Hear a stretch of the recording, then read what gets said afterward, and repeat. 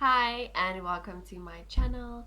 I'm gonna share my testimony about depression, and I'm also gonna talk about depression overall and how I think it really affects you and how important, even as a Christian, it is to look after yourself, to be aware of your mental state, and to truly understand that how you feel is not necessarily an accurate representation of who you are. And yeah, thanks so much for joining. If you like this video and if you want to see more of this, please like and subscribe and hit that bell notification. I share content about motherhood, minimalism, eco-living, Montessori, and I'm also a student doula, very close to my certification. Very excited about that. Oh, so yeah, I'm a bit nervous just because it's not necessarily an easy topic to talk about, and I'm also being vulnerable and I'm being raw, but I do think that it's our responsibility as Christians to testify about God's goodness and to testify whenever He does something in our life. And it's not to proclaim how great we are, and it's not to brag about ourselves, because it's not me who healed my depression, it's God. And it was a process. And I was also on antidepressants for a very long time. Not a very long time, but like almost a year. And I also went to see a psychiatrist and a psychologist. So I believe that God created psychology, and that there are psychiatrists and psychologists there to help you through depression. I don't believe that healing is necessarily a once-off thing. I don't think that everyone's experience with depression is the same. And I do think that it's very harmful to tell people to just pray the depression away, because that's not necessarily the will of God either. And here's the thing with healing. I don't have the power to heal myself. It's only the Holy Spirit that lives in me that is capable of healing. And we need to understand that we as Christians cannot force healing. We cannot say, by the stripes of Jesus, you are healed, and then someone should definitely be healed, because it's not our call to make. It's God's call. And we can be the vessel. That's all that we are. We're the messenger. We're not the message. Jesus is the message, and the Holy Spirit is the one with the power. He's almighty, not us as humans, us as Christians. And I've seen a lot of Christians look down on people who use medication, or who see a psychologist, who see psychiatrists, and they think that you should just pray your depression away. And I do think that's a very harmful mindset, because I myself, I've been through this. I know how it feels to wake up in the morning and to literally want to go back into bed and not wake up at all.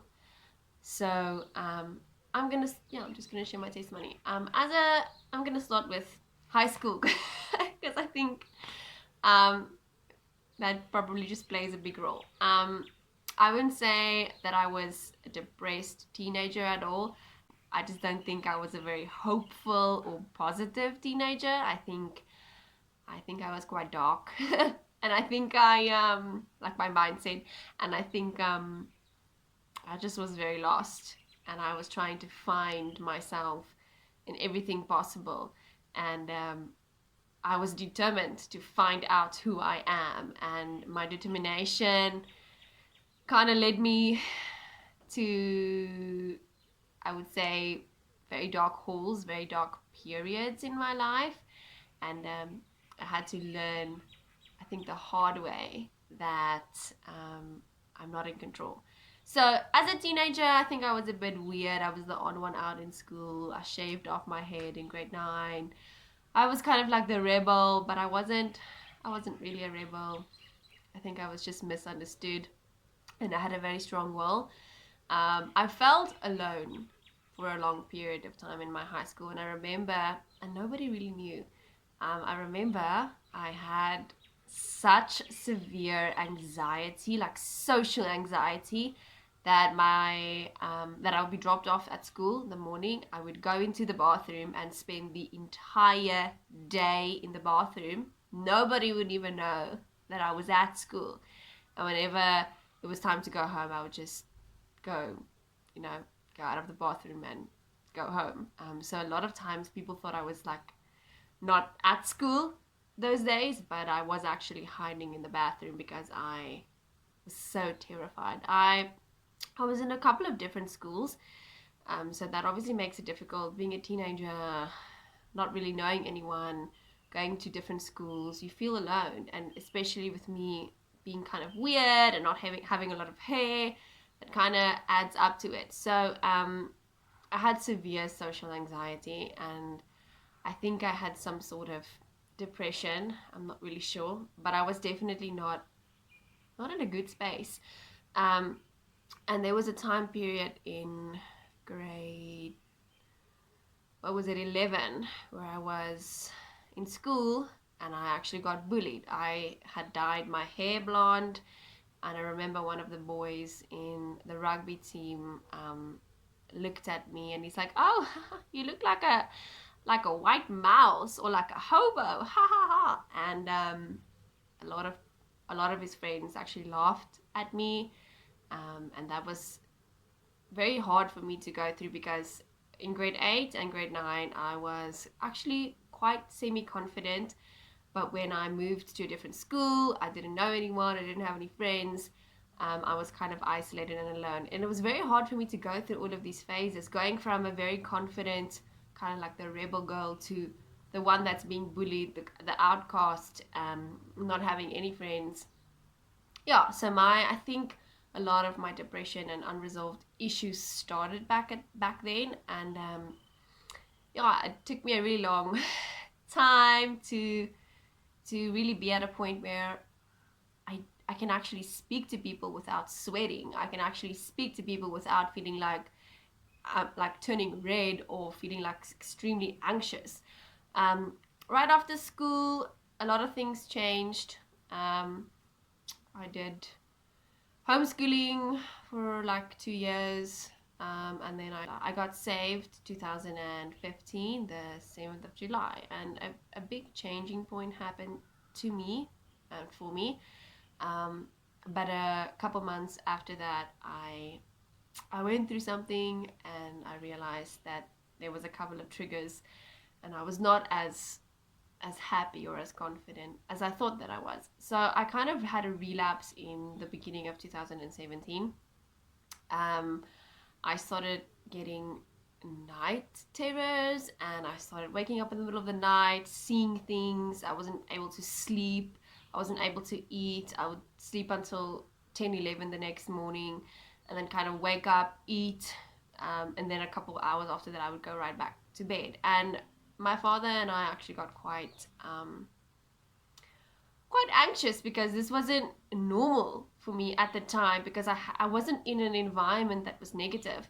So it just goes to show that depression can knock at your door when you are totally unprepared, and everything can seem fine, and suddenly you start questioning your mental state. So I think that I had a lot of things inside of me that just started boiling over, and it was kind of like God's way of saying, like, you need to check into these things, because you might be saved, and you might not be the person that you used to be, or in the toxic environment that you used to be, but you're not mentally stable, and there are some things that we need to work through. So for me, my healing process was a long time.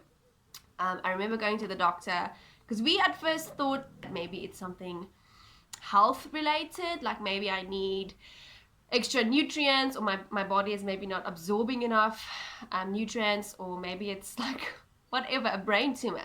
My sleep paralysis got so bad that we ended up going to a neurologist so that I could get a brain scan. So after the assessment that my doctor did, she referred me to a psychologist, and the psychologist referred me to a psychiatrist, and the psychiatrist referred me to a neurologist. I actually went for a couple of months before they diagnosed me. So my psychologist said that she's not allowed to diagnose, but she thinks that I have depression. And so she referred me to a psychiatrist, and the psychiatrist did an assessment on me. It was about 2-3 months that I had to write down every single emotion that I would feel during the day, and my mood, and my like what time do I go to bed, what time do I wake up, how much do I eat. And so the psychiatrist diagnosed me with severe depression and minor bipolar. At the time, my night terrors were quite hectic. I would go to bed, put my lamp off, and then wake up in the middle of the night with my lamp on and something in my bed, like my pillow, across the room. So obviously that was kind of freaky to me. And I did a lot of research about sleep paralysis and sleep epilepsy. So basically what happens is your brain shuts down, but not completely. So while you are sleeping, you can actually do things, wake up, put your lamp on, walk around, things like that. And it also increases your nightmares. So you would get really severe nightmares, and because your brain isn't resting, you'd wake up the next morning completely drained of all your energy. So you would basically have 12, 13 hours of sleep and wake up as if you've only had 3 or 4 hours of sleep. So, and that can actually affect your mood and your stability throughout the day. So all of those things were kind of like a ripple effect. And it was just very hard for me. I felt very alone and I was unsure what was going on. So I was on Epitech for about 8-9 months. Epitech is an bipolar medication. It's also known for epilepsy. So once I started taking the medication, a lot changed for me. But I was not only taking medication, I was also seeing my psychologist on a regular basis to actually work through potential issues that I might still have underlined without knowing it. So for me, it was the mixture between the two. And a lot of times that's actually necessary. You need to be on some sort of medication so that you can be in a mental state while working through your issues or while working through past traumas or past things that have happened to you. So for me, those two worked really well. I did start to kind of create a codependence on my medication, but that all worked out eventually. When you start with your medication, you usually start like gradually introducing it to your system, and especially when you stop. So after a couple of months, things were getting better and I felt more clearer, but I also did feel like I did not want to be codependent on this medication. And we did see a neurologist and she did do brain scans, but she actually wanted me to be asleep while testing me for sleep epilepsy, because you can basically get like an epileptic attack, a sleep epileptic attack, only when you're asleep. So it's very hard to know what's happening to your brain when you're awake. So she wasn't able to do like a full analysis on me, but with the symptoms that I did have at the time, she said that it was possibly sleep paralysis and sleep epilepsy. So I was never diagnosed with sleep epilepsy, but I do think that was kind of part of my body's way of handling trauma and depression and past things that I've been through. And so a couple months after I stopped seeing the psychologist, I decided that I was going to leave the medication. And it was a lot of prayer for me and a lot of time with God as well. It wasn't just like okay, I'm gonna leave the medication and whatever. I gradually stopped using the medication. I still did to some degree have night terrors at night.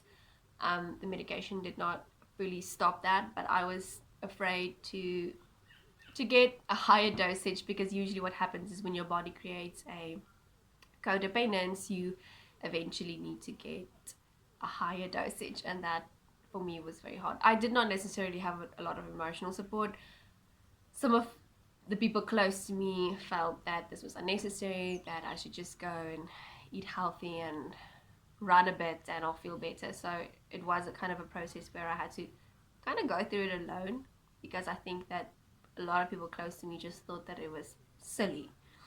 And anyways, at the end of the 7-8 months that I used the medication, I prayed about it and I said, God, I I don't want to be dependent on this for the rest of my life.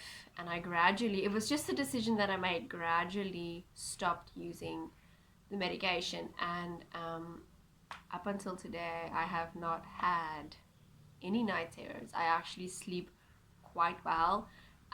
So I remember going to church, and one of the pastors said, there's someone here with, he didn't say sleep paralysis, he said there's someone here with night terrors.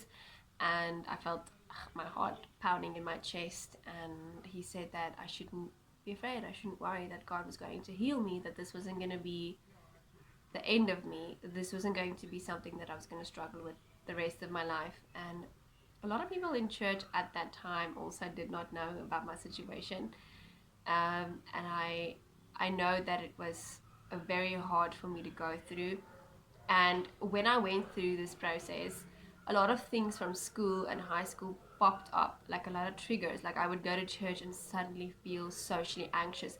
I would know my friends would be right there, and I would be so afraid to literally walk to them and say hi. It was a big mental thing for me. Like I feel like my brain abandoned me. Like that's the best way for me to describe that. And so I don't have this big miraculous moment or this big like day that it happened, but since 2017 up until now, I've not had one relapse. I've not had to see a psychologist, see a psychiatrist, drink any medication.